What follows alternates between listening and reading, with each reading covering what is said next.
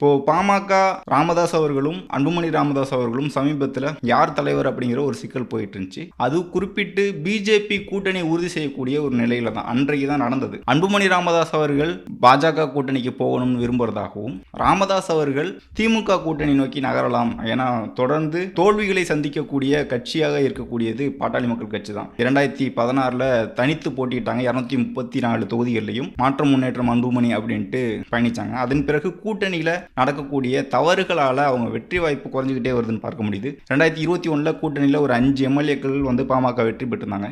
இருந்தாலும் 2024 பாஜக கூட்டணியில் பங்கேற்றுச்சு பாமக கட்சி அப்படின்னே சொல்ல முடியுது. இப்போ பாமக இருக்கக்கூடிய பாஜக இருக்கக்கூடிய கூட்டணியில் பங்கேற்க மாட்டேன்னு ஏன் திருமாவளவன் அவர்கள் பேசுறாங்கன்னா, திமுக கூட பாமக கூட்டணி குறித்து பேசிக்கிட்டு இருக்காங்க அப்படிங்கிற பேச்சுகள் வெளியில் வந்தது. அப்போதான் ஸ்டாலின் அவர்களும் சொல்லியிருந்தாங்க, இது ஒரு வதந்தி அப்படின்ட்டு அவர் பதில் சொல்லியிருந்தாங்க. ஆனால் சட்டசபையில்